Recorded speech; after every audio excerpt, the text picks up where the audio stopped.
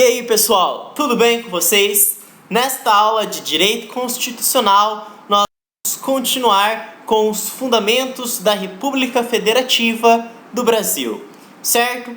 Pessoal, o artigo 1º nos diz o seguinte: a República Federativa do Brasil, formada pela união indissolúvel dos estados e municípios e do Distrito Federal, constitui-se em Estado democrático de direito e tem como fundamentos.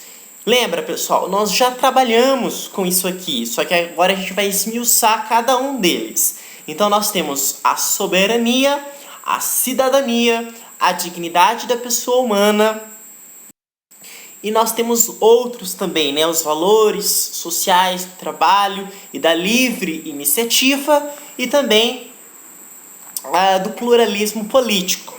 Mas vamos começar aqui falando da soberania. Pessoal, existe a soberania, como você pode ver aí no slide, no âmbito externo e a soberania no âmbito interno. O que seria de fato a soberania externa? Significa independência na ordem internacional. Ou seja, nas relações recíprocas entre os estados, não pode haver hierarquia, não pode haver subordinação. Então, nada de hierarquia, nada de subordinação. O que nós temos que ter é uma igualdade, ou melhor, uma independência na ordem internacional. Então, soberania externa significa independência na ordem internacional.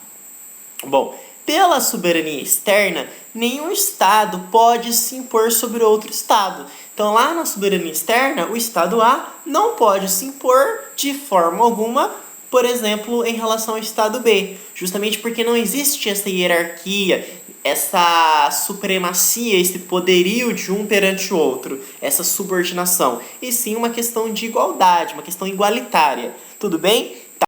Vamos ver. Então, se soberania externa é aquilo, o que seria soberania interna? A interna é a supremacia no âmbito interno.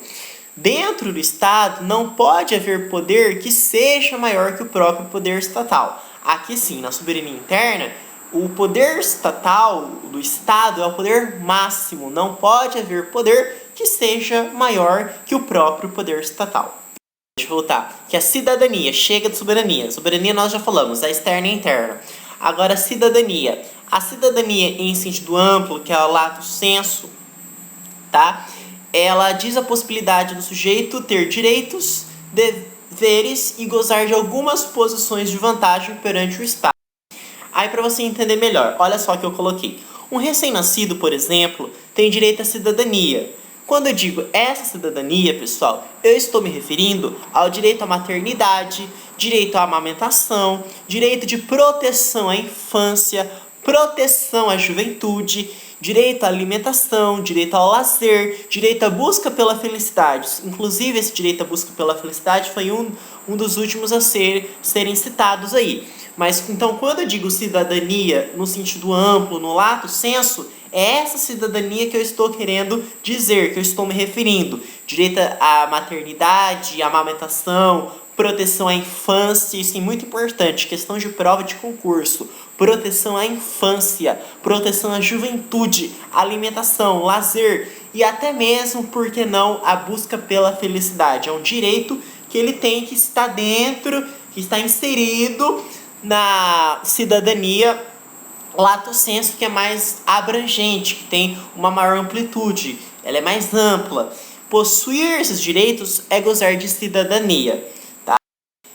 Entretanto, nós temos uma perspectiva mais restrita, que é a cidadania em sentido estrito, que significa a possibilidade de titularizar direitos políticos.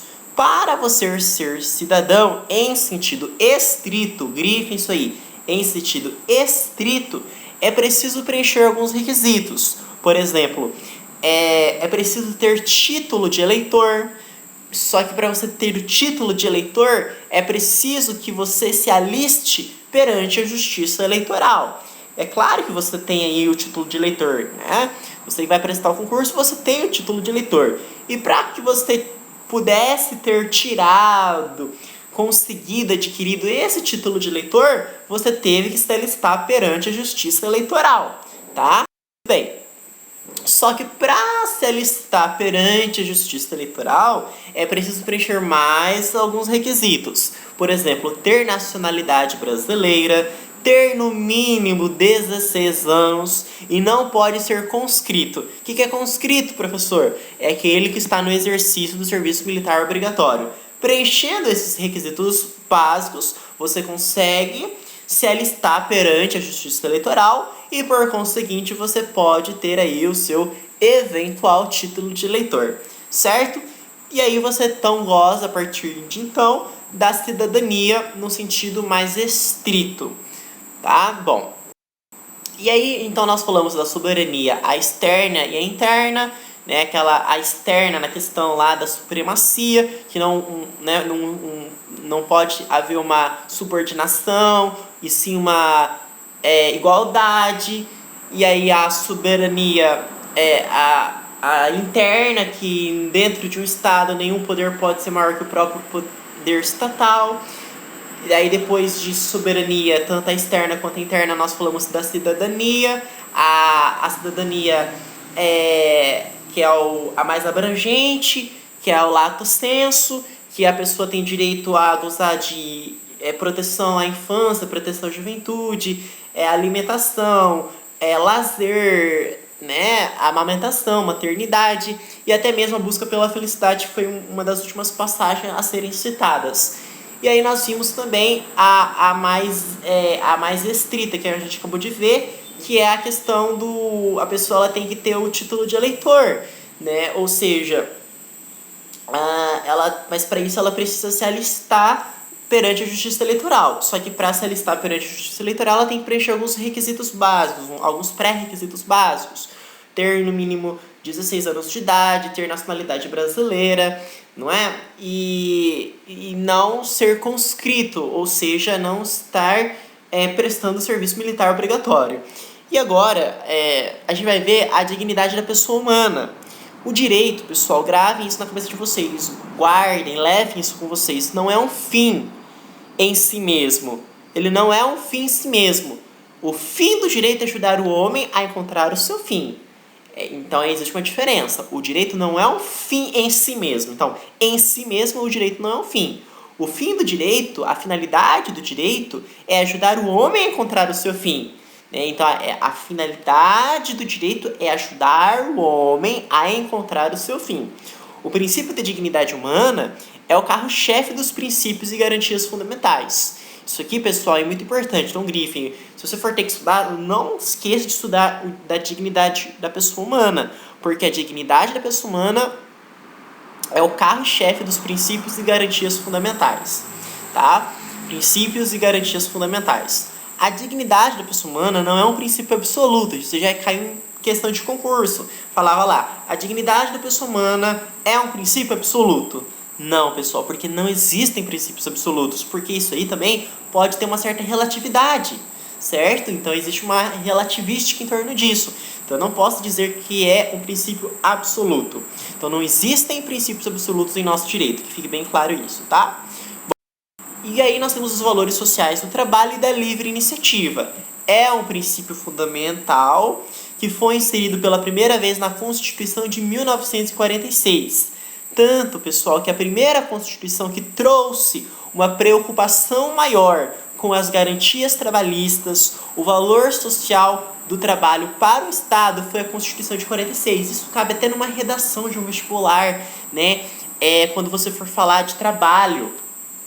Você pode até falar do calvinismo, assim, não tem nada a ver com isso aqui, só que eu lembrei de uma coisa que eu estava lendo ontem, do calvinismo, com a relação do trabalho, que falava do trabalho e tal. E aqui mais um argumento de texto, que é a questão dos valores sociais do trabalho, né, e aí você pode trazer no seu texto a própria Constituição de 1946.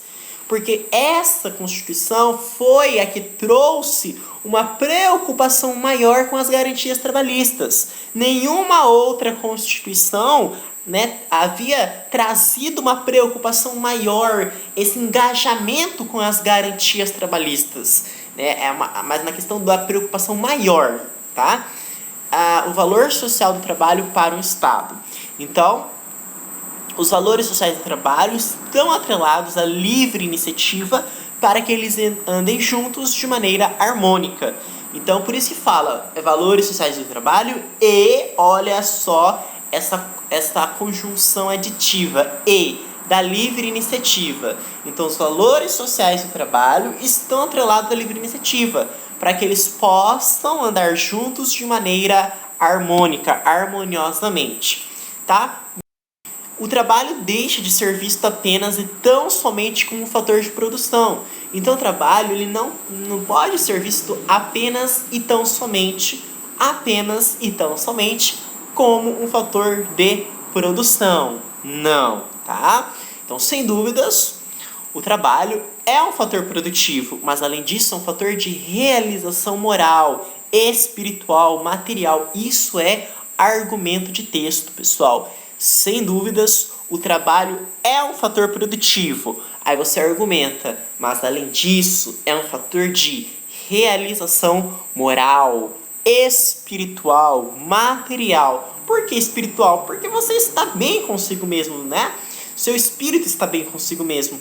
E material porque, lógico, né? Uma realização material, você conquistou algo material que vai te proporcionar bens, né? E claro, uma realização moral de satisfação, de gozo, né? E o pluralismo político. Não confunda pluralismo político com pluripartidarismo. Em uma perspectiva maior, mais abrangente, pluripartidarismo é apenas a permissão para que existam vários partidos, tá? Não confunda com pluralismo político.